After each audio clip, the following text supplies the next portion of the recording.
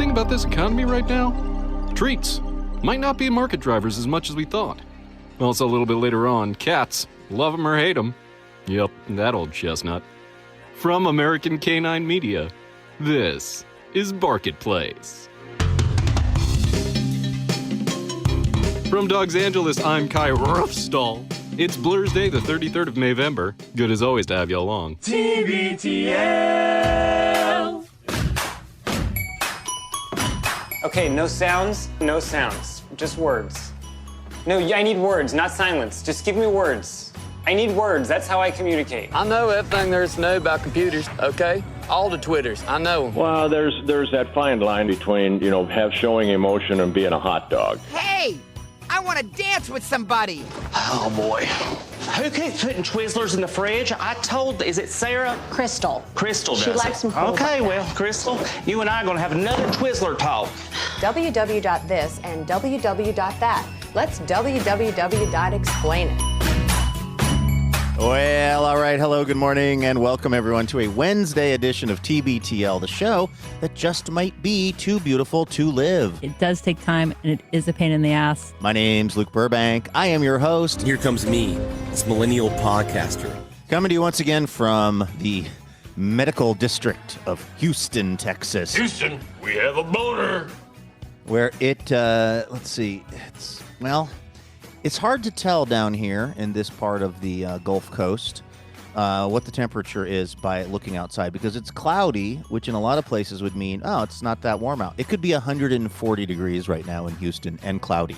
That is a real possibility, my friends. Thankfully, here at the Westin, they've got AC going, and we are in great shape to bring you episode 4741 in a collector's series. Let the fun begin. I am here in Houston learning all there is to know about the Vietnamese-American diaspora and the food stylings of what's called a fusion food, Viet Cajun food. And welcome to Food News Today. A lot to report. Actually, kind of an interesting story. Speaking of food news, why is a guy named Roy Donk selling loose baklava? He was king of the tuk-tuk sound. Around Prospect Park in Brooklyn and getting written about in the New York Times. We'll dig into that as well.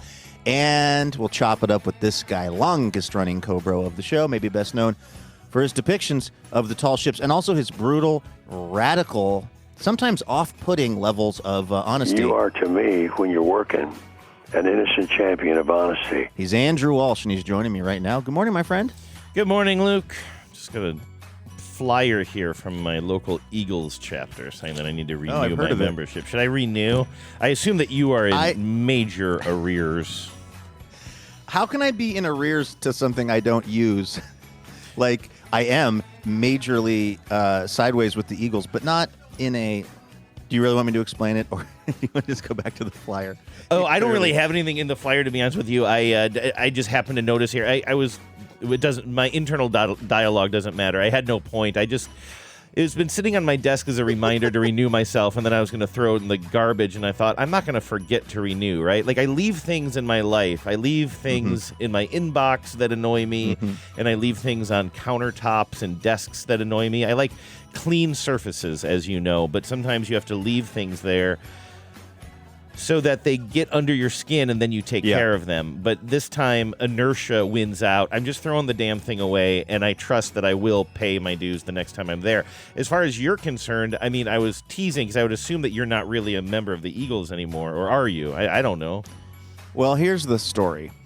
I, during the pandemic, decided to join the Eagles of Seattle because, lots of my friends, you and Camaro and the crew all go there. Our friend Katie was the president of the thing, but because it was the pandemic, or at least maybe it wasn't the pandemic, but it was not too far after, I guess, that time. Somehow I managed to weasel it into a situation where I paid the money, but I didn't actually physically show up at the swearing-in ceremony. Yeah, the very secretive and you might say fraternal kind of situation. Genevieve had you on Zoom, and she carried you around at chest level on her laptop, I believe.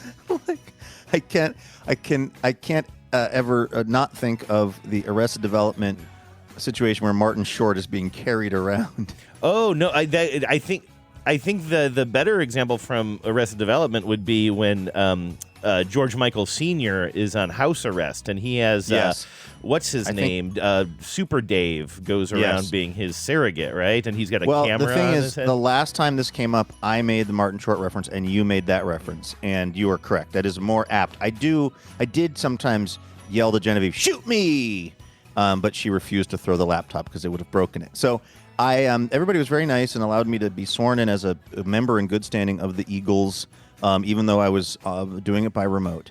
And then a year went by, and then I fully, I didn't have it on auto pay or something. I just somehow managed to forget to repay my, and what is it, $100 a year or something? Maybe that, it used to be less than that. It might be a little bit more than that now. I don't remember, but it's not gonna break the bank. It's definitely something that I had, I budgeted for. I'd been saving, and I just forgot. It's like I go to that Eagles unless there's a TBTL beating event or maybe a Seahawks game. I might go once a year, and so it's not that I don't want to pay the $100 to support the cause. It's that it's not top of mind for me because it's not a place that I go a lot. And so I keep, literally now for going on a year or more, I've been meaning to mail the check, and I just keep forgetting. And then I called, and there was no one answering. And one time I was asking Katie about it, but she wasn't physically there. She was like, I have to be physically there to process it. It was some kind of complication. But this is where it gets interesting because there is an Eagles in Rainier, Oregon, just across the river from where I live.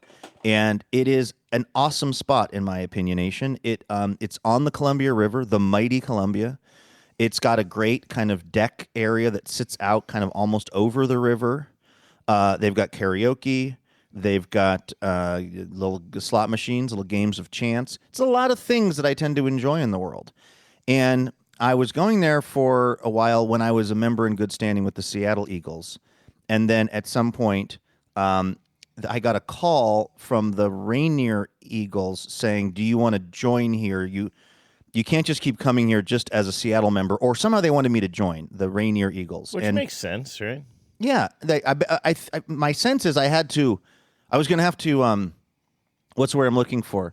I was going to have to resign from my membership of the Seattle Order of the Eagles, which is the one I'm emotionally connected to because it's where my friends are. And so anyway, I didn't give up my claim to Seattle Eagledom, but I also never embraced Rainier Eagledom fully. But there was this kind of liminal period where I would just go to the Rainier Eagles when I wanted to, and nobody really seemed to say anything. And it's a very secure situation. You have to buzz in, and they let you in and you sign the little guest book. And by the way, again, I'm a paying customer. I'm a tipping customer. I certainly donate to the little silly machines they've got there. All around good guy. And one bartender, this tall, younger gentleman, I would say not too young to work as a bartender, but oddly young to work as a bartender at the Eagles. If that makes any sense. I might buck the trend at your Eagles in Seattle, but it tends to be a job that falls to people of a certain age demo, right? Yeah, isn't the Ballard one, I don't know, a few months back or something, just happened to be walking by, and I was like, oh, I'll go in and just see what the scene is in here. And the bartender was a guy who had been around, and then literally was telling me about all the Eagles that he had visited, around the country, how he had gone to various Eagle paloozas or whatever they call the grand, gatherings of Eagle units or whatever. As you can see, I'm not super into the culture myself, so he would be your probably platonic ideal of an Eagles bartender, right? Well, this guy younger guy, and I thought kind of a pal of mine originally, but he seemed to be the first one to figure out this guy is not a member of the Rainier Eagles, and he's also now kind of, I don't even know if they know what my status in Seattle is per se. But what they know is that I have not somehow pledged my allegiance to them properly. Well, if they make you show your card and you aren't in good standing here, then there would be an expiration date on that, I guess. And I don't think I've ever even had the card. I've never possessed the card. This is the thing. My theory of the case was, we're all Eagles. I am a member of the Mother Aerie, okay? And like I'm talking the place that started it all in Seattle, the numero uno, the big kahuna.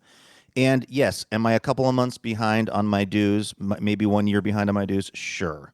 But like, is it a bad thing for the Rainier Eagles to have me in their facility, paying good money for food and alcohol, tipping well, investing in the future of the Eagles by way of those machines, turning in a couple of decent karaoke performances here and there? I just don't think, I think the place benefits from me being there, but not this guy. And so it went from him saying, hey, you really got to like get your paperwork in order, to eventually being like, you can't come in if you don't have your paperwork. And I was like, wow, I'm really being banned.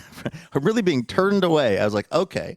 And so the latest status is the last time I tried to go, I was turned away from the Eagles in Rainier, Oregon. So I guess what I would say to you is get that bill paid, make sure your card is valid, and don't try any funny business at the Eagles in Rainier, Oregon, because they're, at least this one guy is not having it. Yeah, I mean, that makes sense. Well, first of all, I don't think I've been to the Eagles literally since the Super Bowl. Could you believe that? I mean, I guess why wouldn't you? But like, I do believe it because I think that I think with the dog. Well, yeah, the dog has been like 2 months now, and so I definitely have not been to the Eagles since then. And I don't know, like it just, I love my friends there. Oh, maybe I stopped in for like a quick say hello to people playing bingo or something. But and again, I love the community. I'm not bashing it here or anything. But for some reason, and it's not a super easy. It's not a place I can just, what does Camaro Kev say, swangle by. In. You know what I mean? Like it's a bus. It's like 2 buses or a car. And again, the car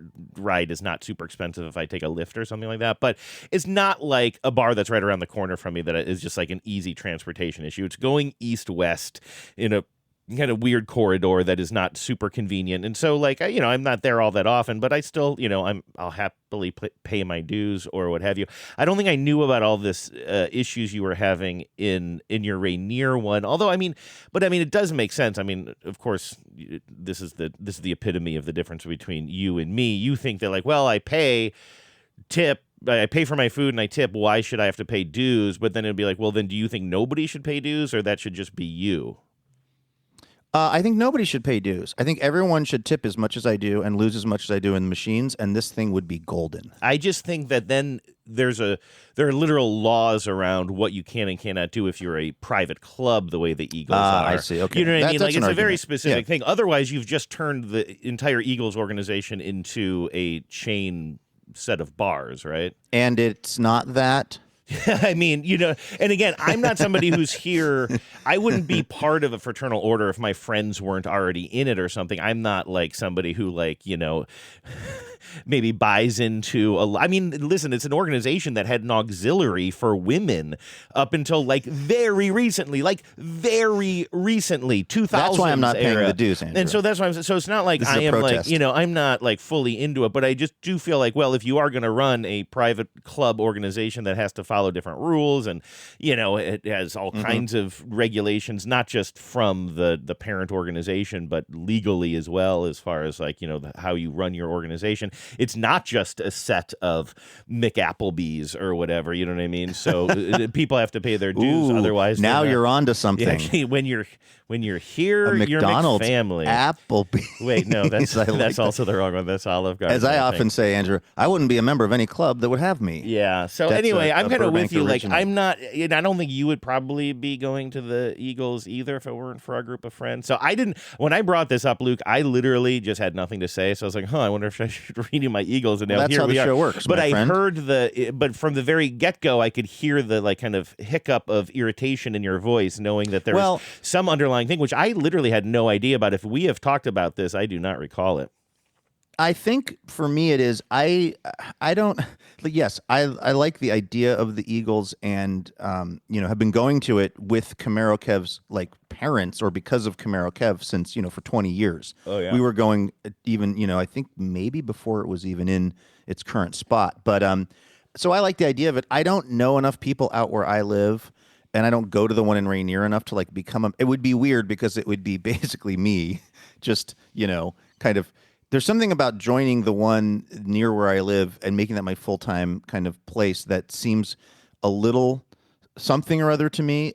Whereas being a member of the Seattle one kind of makes sense, I guess, because everybody who I know in Seattle, a lot of people I know go there. So I don't know. I'm kind of betwixt and between. But you're right. It's like I just generally figure, because also for many years I wasn't a member, and I would just always be with somebody who was a member, whether it was Camaro or Katie or maybe you and Vives. And it was just like the Seattle one, when I lived closer to, or I guess maybe even when I lived in Seattle, it just was sort of like very under-enforced, like whether or not I was allowed to be there. I was always with a bunch of people that were members or something, and I was always, again, pulling a lot of tabs and, drinking a lot of drinks and over-tipping a lot, and I just kind of, felt like I guess that was the energy that I got used to, and then and then I ran into the cold hard rule of law that is that one tall guy at the Eagles in Rainier, Oregon. So that was the energy you heard me bringing to that conversation. Do you know Genevieve's experience with that? She was on a camping trip, or maybe I don't know if it was a camping or a hiking trip or something,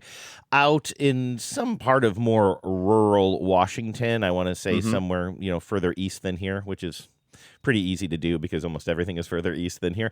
But kind of. So we've ruled out Bremerton. No, actually, you know what? It was Bremerton. Okay, No, so it's west then. So it's west. I'm just joking. I don't know exactly where it was, but it probably I don't think it was the Rainier one, but it sounds like it was very much those vibes. And I do think that is the sort of strict vibe at those places. But listen to this bullshit, if you will. Okay, I'm here for this. Genevieve goes in with her friends. Now, when you are, so here are the quick rules on kind of like once you have your Eagles card, like Genevieve belongs to the one here in Seattle, Aerie number 1, and you can use that card to visit other Eagles around the state and around the country. I don't know what would happen if you became a regular at one of those other Eagles clubs. I guess that's sort of what you were dancing with, but there were complications because also you weren't a standing member here or something like that. So it wasn't helping. That out. But generally speaking, I think it's kind of like, hey, you can use your card to get into other Eagles organizations. And, don't abuse it, I guess, is probably the thing, right?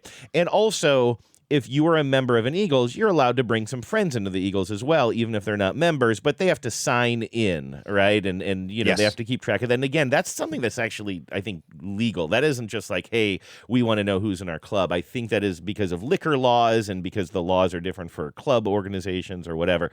I think you have to have that guest book or whatever. But you're allowed to. So Genevieve goes into this rural Eagles with a few friends. Let's say it was her and 3 other women who were not Eagles, but she has her card from the Seattle one, and she shows it to the bartender, and they're like already sort of like sitting down, making themselves comfortable. And the bartender says, no, this is expired. You get out of here. And it literally, her card had expired the day before. And she was probably in good standing, just didn't have the new card yet. Like it takes a minute for it to get mailed to you or whatever. And Genevieve was just so flummoxed. I guess the woman was super rude. She's like, nope, you are expired, and these people aren't members. You get out of here. And, I wasn't there, but it sounds like it was infuriating. It was probably a little... I wonder if it was a regional thing as well. Probably like just their like, vibe, Genevieve's group's vibe versus... Because, I mean, it gets real red real fast at an Eagles in, say, Ellensburg, Washington, or even more so, like even more rural than that. And even putting like politics aside, even just vibe or that sort of protectivism of a small community or something and feeling like outsiders are there. And so, but, I'm assuming that Genevieve, I know that she was pissed, but I'll bet you she was a little embarrassed too. Like nobody likes being rejected like that with your friends or whatever. And then, so that's basically the story. Just they had to go to the McApplebee's. Basic irritation. But then Genevieve finds out later that like there's supposed like in the bylaws or whatever, there's like a 5-day grace period or a 7-day grace period. I don't know what it is. That like that card is actually good a little bit past its expiration date, probably because of this actual issue of I have renewed, but I'm just waiting for my new card to show up. So she was ejected. I mean, what was she going to do? Like, you're a crook. Captain Hook. What was the Arrested Development song when Michael is a child pretending to be a singing lawyer? Anyway, like I don't think that Genevieve was going to make a case out of it there. And like, but she really was in good standing and got ejected with her friends out of this rural Eagles. So yeah, I mean, I think but it's a see, thing. and that's that's also, and it sounds like I'm trying to piggyback on, and we all know, Andrew, that the piggyback system can be controversial. Although now I love it and it's great. But and it nothing works. should ever change about any Mariner baseball decisions. So you know they're going to the 6-man rotation, though, right? Oh, are they going back to that? 6-man, yeah. So I guess they're gonna. So that's what they were trying to avoid, going to a 6-man by the piggyback. But I think the next time they're just going 6-man.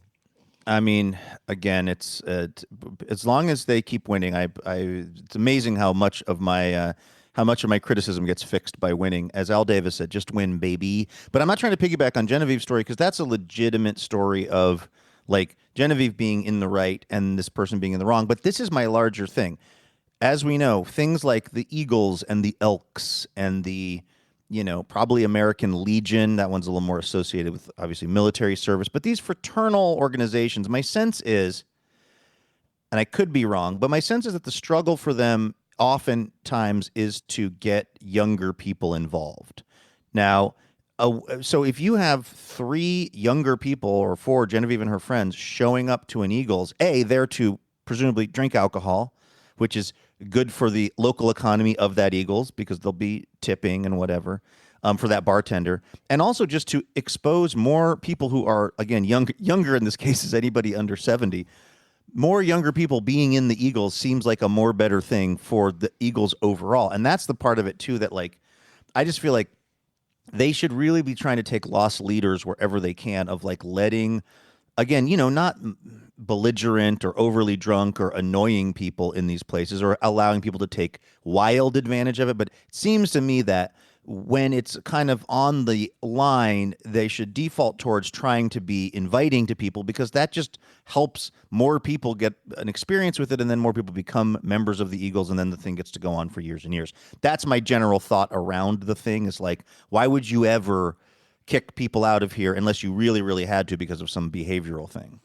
Right. Yeah, that was one thing that the old man at Ballard, and the Ballard Eagles is really cool. It seems more like sort of the platonic ideal of when I talk about the physical structure of the place, the type of building it is, the wood paneling inside. It just feels like the Eagles that we belong to in Lake City. It's a weirder space. It's in frankly. a former quilting store, I believe. And I'm not trying to bash it, but it doesn't have that really old school fraternal order feel inside. Cigarette of it smoke do. baked into the wood paneling. But the one in what is it called, Salmon Bay in Ballard, like that one just feels really old school and is really old school. And so I was making a conversation with the bartender there.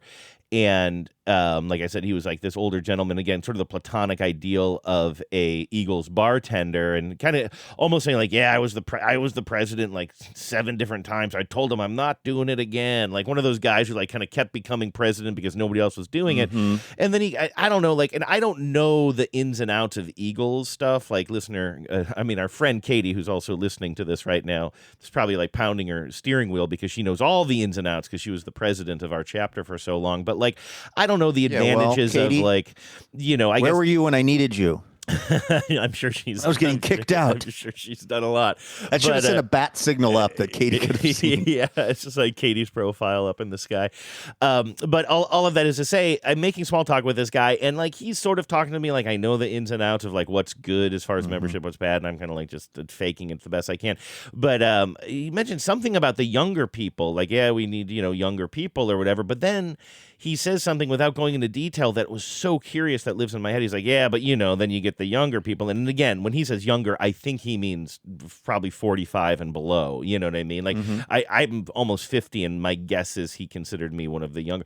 But he said, well, you know how it is when you get the younger people in here, they want to do things their way or something along the lines of that. I'm just like, yeah, bro, you just said like you're 79 years old and you've been doing this forever and it's time to hand the baton, but you can't hand the baton because, younger people are going to want to run things slightly differently. That is the way the world works. But it's also, is there a story older than that of just like the turns out Congress isn't the only gerontocracy that we need to deal with. Right. Actually, the lifetime appointments of the Eagle president is really dangerous, problematic. So anyway, I've told you about my Alexander Payne style film that I think should be written, maybe by me, about that particular Eagles and the bougie athletic club nearby. Right? Oh, that's right, because that was a story. whole thing. Yeah, they were. Yeah, that was getting crazy.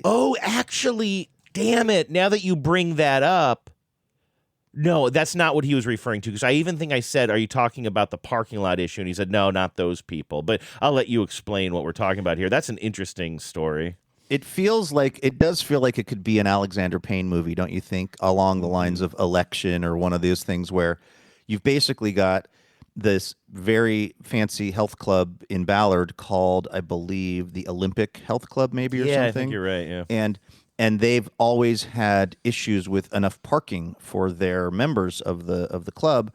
And this Eagles, because the Salmon Bay Eagles, they got this property back probably in the 1950s or something when Ballard was just a working little fishing area where, you could pick up property for probably next to nothing. And so they also, that Eagles, they own, or they at the time owned, this is 10 years ago or something, owned this parking area that they were leasing to, I think, an auto repair company. And the fancy athletic club kept trying to buy the property from the Eagles, and I think the Eagles were kind of hesitant. They were offered them $2.5 million or something for it, and so eventually, I don't even know if this.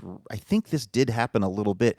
At some point, the athletic club started to try to get its members or people that worked there to become members of that Ballard Eagles, so they could get on the board of the Eagles, so they could eventually or just vote to, I guess, sell the parking lot. Like they were trying to AstroTurf the Salmon Bay Eagles so that they could get them to part with this parking area or something, which is it feels like either a great sort of interesting book or movie of just think about the characters between the crusty old Eagles and the go-go yuppie health club people, and there you go. Look at this. Okay, this is interesting. This is a headline from 2016, 10 years ago, Luke, from KOW. Seattle Gym hatches scheme to buy Ballard lot. What did you say? Scheme. Seattle Gym hatches scheme to buy Ballard lot. Who has the byline? Bill Radke and Andy Hurst, two friends. Oh my goodness! This must End have of been an era. This must have been beginning of an era. It must have been a segment on the KOW talk show that Bill was hosting at the time. Yeah. So, well, I guess that's what is that, Andrew? That's about 30 minutes or so, based off of you noticing a flyer on your desk. I literally was like, I got nothing to say. I got a flyer That's TBTL here. magic right there. We was hoping for some razzle-dazzle. Razzle-dazzle. That's right, man. Razzle-dazzle. On your mark. On your mark. Get set. Get set. Now ready. Ready. Go. Everybody razzle-dazzle. All right, let's thank some dazzling donors. TBTL we don't have generational parking lot money, Andrew, like the Eagles in Ballard. Unfortunately, we did not buy low in Ballard.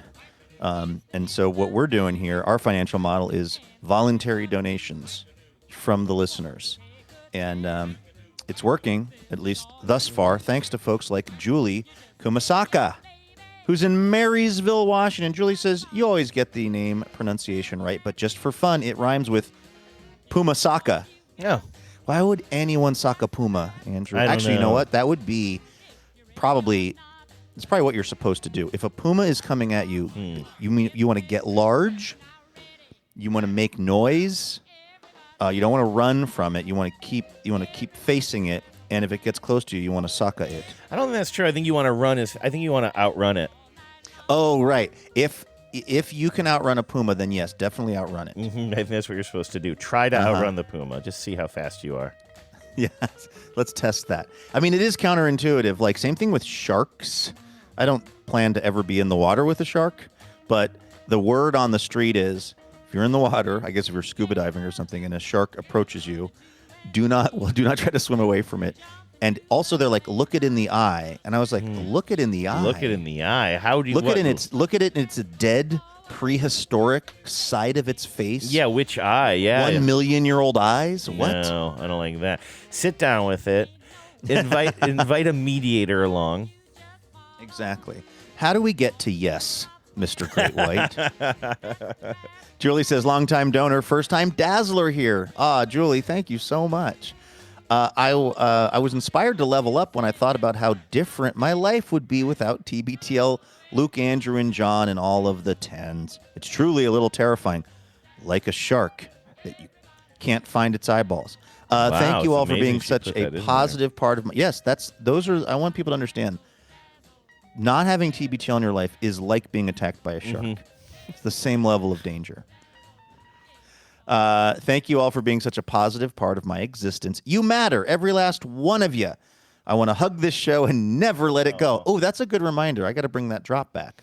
Yeah, that is one that my memory is that I grabbed that off of a network television promo, I believe. It definitely seems like it feels like almost an infomercial or something. I've actually got it right here, I believe. Here we go. I just want to hug this show and never let it go. No, I think it was a promo for like some sort of like if not a sitcom, some sort of a comedy drama network TV show. And I think I saw that promo. It was like one of those Sunday night football promos or something. You know what I mean? You're watching. And is this a person who likes the show saying they want to hug it? I feel like they might have been reading quotes or reviews. Oh, okay. That's my guess. Now, here's the thing. I must have retitled it because this is called lowercase hug show. And so definitely I titled this in my computer, but that doesn't Is it? mean... I don't know. You know what? This is so old. My God, man. You thought it was crazy how long we went off with the... Thank you for the donation, Julie. See, I just want to hug this show and never let it go. I used to label things like that. It's hug. Oh no, it's not hug dash show. I do have it here on my end too, though. Hug show. I think play hug show on your side. Let me hear. What if it's exactly the same? Only it's my voice. Let's see here. I just want to hug this show and never let it go. Yeah, I don't know. I just have a vague memory of grabbing. Yeah. That. Anyway, it's not Julie, a contest, Andrew. Calm down. Julie, we just want to hug you consensually and never let you go from being a tens of listener and a dazzling donor. We really do appreciate you. Thank you so much for helping us keep TBTL going. Maestro. On your mark. On your mark. Get set. Get set. Now ready. Ready. Go. Everybody ready. How loud was my sneeze there? I didn't hear it at all. Oh, good. You were talking, and I was trying to mute myself, but I was also getting ready to go with the maestro music, and I sneezed, and I was pretty close to the microphone. I wasn't sure how much that came through. I did not pick that up at all, for what that's worth. But I do want to take a moment to thank our second dazzling donor, and that is the one, the only Jojo Moran Douglas, who's out there in Nakano, Tokyo, Japan. Sugoi to Jojo. Jojo says, thank you to the TBTL team and the Tens for another year of the best company one could ask for. Last year, I think I shared something about making ambient music on modular synth. And since then, I've been lucky enough to perform ambient music in Tokyo and Taipei a number of times with TBTL supporting every trip, including a friendship billboard sticker on the side of my synth. Oh, wow. One highlight of the year was an animation shared by the amazing Melisande of her and others performing dance to my music. I'm grateful to TBTL for this connection. I love this. This is amazing. I also put together, that's me saying I love this. I also put together a quick ambient piece using the TBTL donor gifts. Andrew? Oh, the dream is coming This true. is the dream. When we were doing the thon last year and we were banding together as a group, of course, some of the thank you gifts were musically associated. We had the melodica, we had the tambourine. What am I forgetting? Anything else in there that made noise? Harmonica, tambourine, and melodica, yeah. Yes. And I said, wouldn't it be amazing if we could teach the world to sing and we could make music with these? And then it turned out that was actually harder than I thought.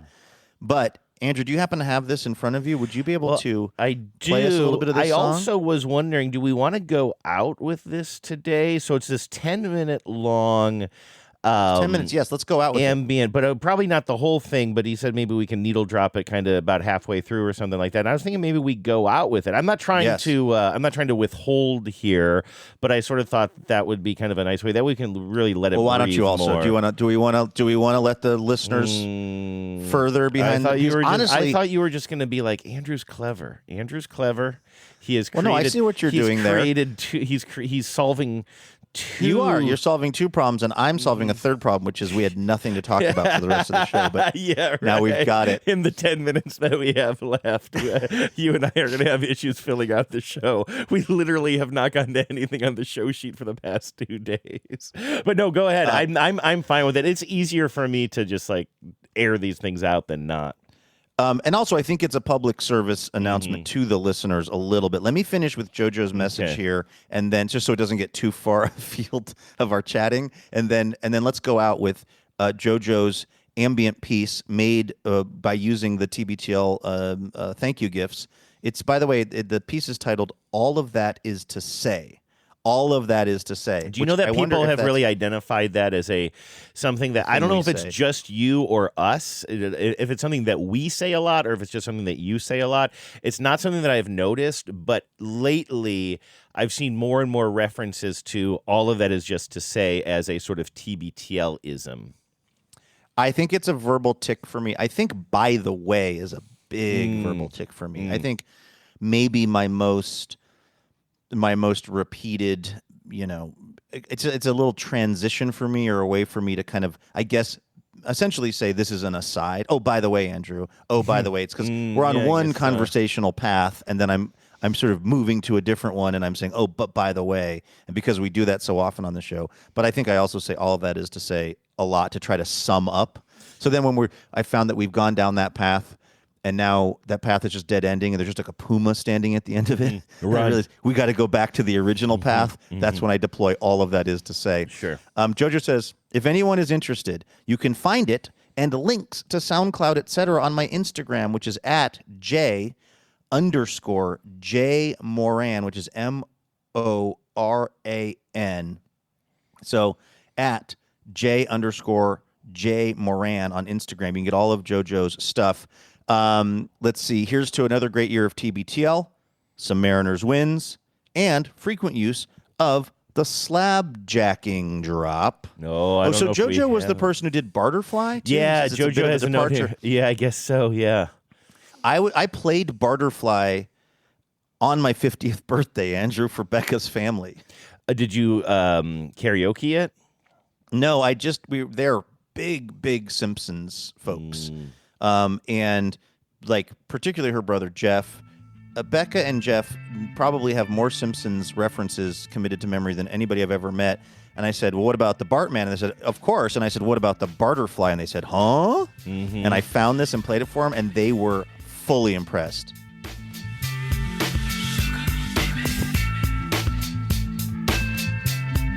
I thought you were talking right up to it, but I didn't realize that they was going to lose. I don't know when time. when the post is, but I think let's see if it's here. Hey, what's happening, dude? I'm a guy with a rep for being rude, terrorizing people wherever I go. It's not intentional, just keeping the flow. Sticks and test scores to get the best scores. It almost feels I don't know how to say this. This is so good that while I love having little pleasures like this that we share with our relatively small audience, I feel like this deserves a bigger stage. Well, I tried to play it at the Airbnb on my 50th. That was a big enough stage for it. No, it's a step in the right direction for sure. Jojo, thank you so much. And yes, just again, a reminder, we're going to go out with this piece from Jojo at the end of the show. And the reason, Andrew, I think that was such a deft decision by you or suggestion to say, why don't we go out with it, is because we've recently been running into a little bit of trouble with Spotify, with Barterfly, pulling down certain random episodes because, strictly speaking, we may not officially have the rights as far. We have Ben Lee's permission to play "Catch My Disease" at the top of the show, but as you pointed out in an email to me and John yesterday, Andrew, Ben Lee is not Universal Music Group, who owns the rights to Catch My Disease. That's our. In all seriousness, do you think that if one were to approach Ben Lee on the street right now and say, "Hey, TBTL is allowed to use your intro music," right? He would have any idea what they're talking about. Like he said that not during off the an top of his interview. head, but if I sat down with him and said, "I don't know if you remember this, but there's a podcast in Seattle. It uses Catch My Disease. You've been a guest on it. We asked if it was okay. You said yes." I bet you that would jog his You think he'd remember? Okay, yeah. I wasn't there during that era, so I don't know. I think he would remember having had the conversation if I kind of like jogged his memory a little bit. But again, the point stands. That's very different than the publishing company or the company that owns the publishing and licensing rights or however that works. And so they may not have such a generous view of things. And also, the song Words seems to have been, that's by the band Doves. We did not get permission from the band Doves that we know of to play that song at the end of the show. And Andrew, you said that occasionally people are emailing you saying, "Oh, I can't find the show on Spotify," or "I can't find an episode on Spotify."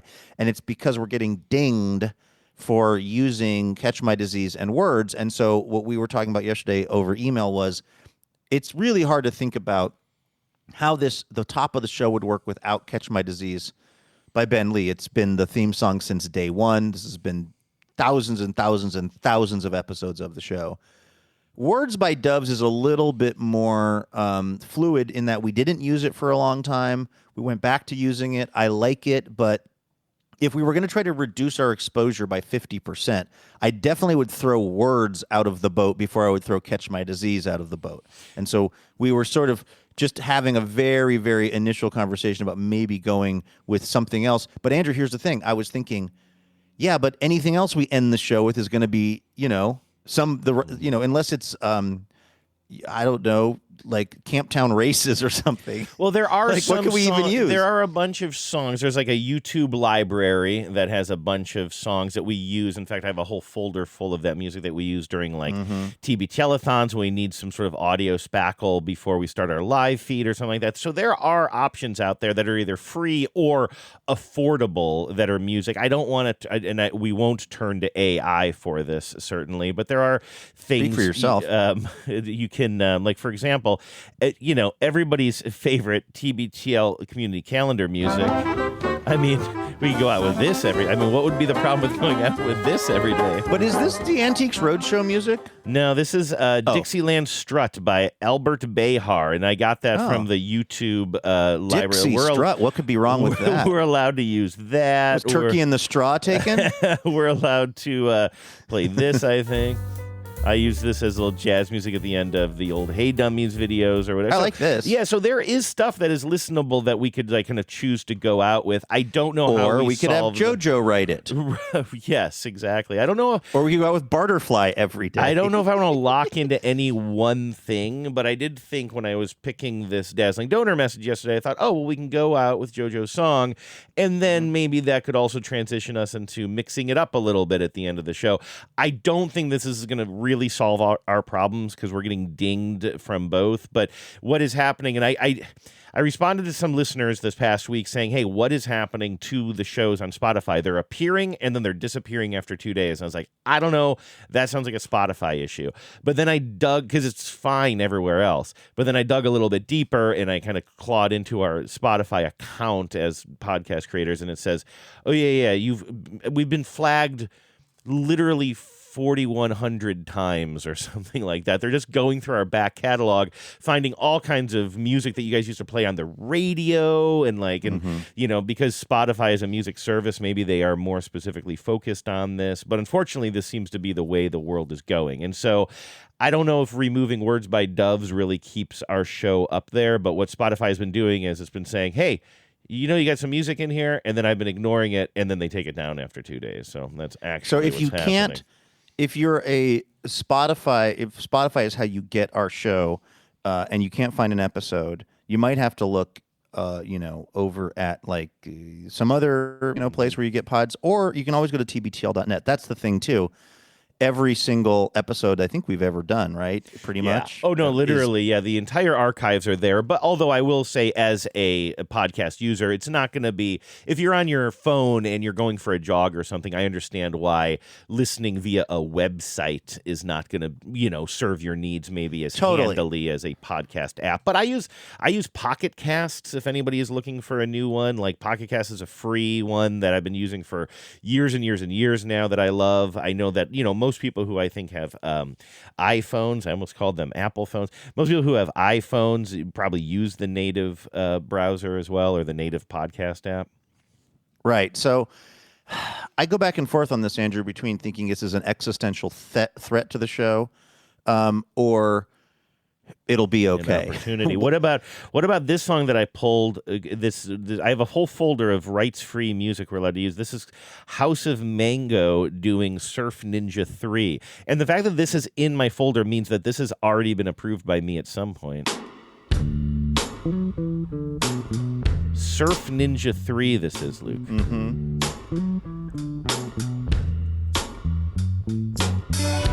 This isn't what I thought it was going to sound like, honestly. I actually like this. Yeah, me too. So there's stuff, there's stuff out there. I might just mix it up the next few days, but we'll start with JoJo today. JoJo, thank you so much for not only your musical support, but your financial support. And Tens, thank you for supporting JoJo and his music and making this whole little world of love go round. That is TBTL. Here I go once again with the email. Every week, I hope that it's from a female. Oh, man, it's not from a female. All right, Andrew, the thinkable happened. We had enough to talk about. In fact, we had too much to talk about. And so, once again, we didn't get to the top stories. But the good news is we've still got 2 more episodes this week to not get to the top stories. So in the meantime, as I am scooting out of the hotel here and running over to do another TV interview before running to the airport, before flying home, let's do an email or email. I got a great email here from listener Adrian in Portland, Oregon. Yes. Regarding, and I read this when it came in a couple of weeks ago, and I'm sorry I never responded, Adrian, but we will read it here and now, and I will do my best. It's a bit of a stem winder here, so I will try not to stumble too much, but it's a fascinating story. I think we must have been talking, I don't know exactly why or how, but we were talking about maybe lost pets or something along the lines of that. And Adrian says, I was listening to episode number 4727, Hacky Sack is Backy Sack. Yes. Episode. A Very show title ripped directly from your show notes. It's one of my favorite show titles this year. And your discussion about losing a pet during a move. Oh, that's right. Somebody was moving into our neighborhood and they lost their cat Donatello, who was named after the Teenage Mutant Ninja Turtle. And as clarified in the email, I believe. Yes. And I see flyers outside of our house now, by the way. So Donatello no update on that. No still positive missing. update on that, unfortunately. No, which really Bummerino, bums me out every time I see that flyer. Anyway, Adrian says, well, I have a story for you. In 2008, I had just graduated from Western Washington University and was preparing to move to Texas for medical school. I lived in this amazing old 3-story house in Bellingham that had been divided into apartments. I lived on the top floor, basically a converted attic. Despite its quirks, it had an incredible view of Bellingham Bay that made it worth it. One of the apartment's oddities was a large pantry/storage area with low ceilings, poor lighting, unfinished walls and floors, and a very attic-like vibe. I love that, by the way. I was packing and moving boxes, and I kept putting my cat Marley, named for a relatively unknown independent musician from Jamaica, either in my bedroom or in the pantry area so he wouldn't dart out the front door. I put him in the pantry, then came back later to let him out, and he was gone. I tore apart the pantry, the whole apartment, nothing. I had 2 days left before I had to move out and was supposed to start driving to Houston immediately after. I panicked. I spent hours searching the apartment, the house, the neighborhood. Come midnight, there was still no Marley. Scrooge can suck a lemon. I barely slept that night. And the next morning, I made about 50 homemade... Is that a Bob Marley song? It is. Scrooge can suck a lemon. Scrooge can suck a lemon? Can I hear that in a Rasta accent? Yeah, can I do that for you? One of my favorite jokes from college was when my friend told me, reggae, I love that song. The next morning, I made about 50 homemade Lost Cat flyers at Kinko's and stapled them to every telephone pole in the neighborhood. I went door to door asking strangers if they'd seen my cat. Still nothing. The following day was move-out day. Luke, I am getting the bad feeling just reading this. The following day was move-out day, and I still hadn't found him. I started to accept the possibility that I might have to leave Bellingham without Marley. And if he came back, I'd already be in Texas. During my final walkthrough of the empty apartment, I heard it. Meow. Very faint. Then another. Meow. That is an amazing Bob Marley impression. Thank you. Could you hear the patois? Yes. I followed the sound across the apartment, which was nowhere near the pantry. I came face to face with the meowing wall. I eventually discovered a tiny hole hidden in the pantry that apparently connected to the interior of the walls. Marley must have crawled in there and spent 2 days living inside the wall system of my attic apartment. I lured him out by shaking dry cat food and making ridiculous cat coaxing noises while guiding him through the walls. Eventually, he emerged. When I started playing Bob Marley's greatest hits, he finally came out, and he had one of those colorful hats. Exodus, movement of the kitty cat. Later that day, I drove around trying to remove all the Lost Cat flyers. By the way, this is awesome. You're moving out. You could have left those flyers up, but you know that people like me, by the way, are seeing those Lost Cat flyers and taking them very seriously. So thank you, Adrian, for taking those down. Later that day, I drove around to remove all the Lost Cat flyers I had stapled up. Unfortunately, I must have missed a few, and I had handed them out door to door. That evening, I got my first phone call. I think I saw your cat run by our house. I explained that Marley had actually been found inside my apartment wall. Then came a worse one. I found your cat Marley. He's in a crate at my house. Except it wasn't Marley. No. Turns out Marley looked exactly like every other gray tabby tomcat in Bellingham. For the next several weeks, I kept getting calls from well-meaning Bellinghamsters who were convinced they had found my cat. Apparently, there were dozens of identical Marleys roaming the Bay City. Anyway, Marley survived, and we made it to Texas and had many more wonderful years together. Oh, I love to hear that. I love to hear that. Absolutely. All's well that ends well. And by the way, that's a really good point. I'm sorry. I just want to show. This is the P.S. Adrian says, P.S. Sorry I haven't written my Dazzling Donor homework. Can this count? Well, absolutely. Well, thank you. This is a extension of the Dazzling Donor segment. Can this count? Thank you so much. We'll allow it. Amazing story. Yeah, and thank you for your generosity. Adrian. We'll allow you to give us money to make this our job, and also write us a fascinating story about your cat that thankfully was found. But I was going to say that's a really good point about taking down the flyers too, if there's a happy ending, because it's emotional for people to see those, and then people are going to be calling. I'm having a much lower stakes version of that with my lawnmower. Remember the one that I listed on Craigslist for sale? Yeah. And I forgot, I sold it to like the first guy who came out, and I forgot to take down the post, and I'll just occasionally I got a guy the other day, he was like, literally he said this, it's like Val Kilmer in Tombstone. He said, I'll be your huckleberry. Yeah. I've got a couple of sons that I'm trying to teach about mechanics. Like, I think it was a real thing, too. I think it was some guy who was saying, like, I'll come buy the lawnmower because my kids like to work on lawnmowers or something. But he said, I'll be your huckleberry. I was like, or you won't. I'm not giving you my home address. Anybody who starts a Craigslist response with, I'll be your huckleberry. But you did end up moving the lawnmower, right? The guy came and picked it up. Yeah, the first guy. I'm saying I didn't take the ad down, so people are still seeing the ad on Craigslist. Yeah. Sorry about that. I saw another email I wanted to share with you briefly here, and I got distracted at the beginning. Oh yeah. So have you taken it down now, though? Is it gone? No. I'm compiling content for the show. Now you're just adding, and if anybody can afford my Eagles fees, I would like some help with that as well. Yes. By the way, sorry I got distracted. The one thing I did want to share was I got a note from a listener named Sally recently, and I want to be careful here not to dox anybody, but Sally basically is in my old neighborhood of Roosevelt and said, hey, I just saw a car with a Washington State license plate that just says TBTL on it. All I'll say is it's a Chevy.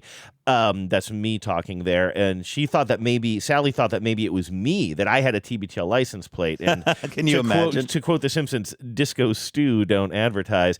I do not personally have a TBTL license plate, but one of our listeners does, and so Sally took a photo of this and sent it to me because I think she's continuing to see this car in my old neighborhood. But if you are a listener, I assume if you have a TBTL license plate, you are listening to every episode of TBTL, and you will likely hear this. If you want to write into me and remind me who you are, because we've got a listener who has a TBTL 10 license plate, and that's I want to say it's listener Oregon. Treasure, and I followed them down. Well, they were in Bellingham. Speaking of Bellingham, I once followed a car with TBTL 10 as the license plate, I believe, down to the public beach in Bellingham to accost them and say, "Hey, that's related to my show," and it was. That's interesting. And don't we also have a listener in Corvallis that I'm being careful, I don't want to dox anybody, but I thought listener Cheryl, if I whispered, it's okay. I thought listener Cheryl has a Oregon plate that says TBTL, right? Corvallis is Oregon, I think right? so. There's a few of them out there, but I'm unfamiliar, at least as far as I remember, with a TBTL Chevy. So, yeah, that's cool. If you are that person, let us know. Okay. We'd appreciate it. All right, right, Andrew. Here's the big for some moment. music. Let's Yeah, hear a so little ambient music. All of That Is to Say by JoJo Moran Douglas. Oh, I thought you were actually just saying All of That Is to Say. So I'm just sort of dropping this around 4 minutes in. Like I said, it's a 10-minute number. I don't know if people refer to things as numbers. And we'll just let it play for quite some time after we sign off. Let me hear it a little bit in the clear. I'm just curious. Ooh. You know, this feels like... First of all, this is exactly the kind of thing I listen to constantly, if I'm being honest.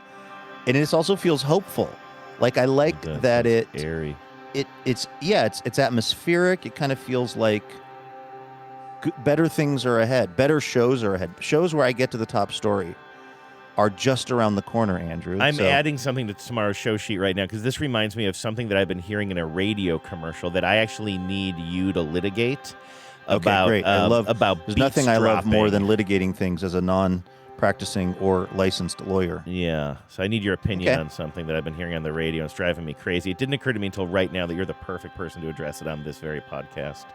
Nice. All right, we'll talk about that tomorrow when I'm back at the Madrona Hill studio in my last day in Houston today. So we'll see you all from there tomorrow. In the meantime, everybody have a great Wednesday. Y'all take care of yourselves.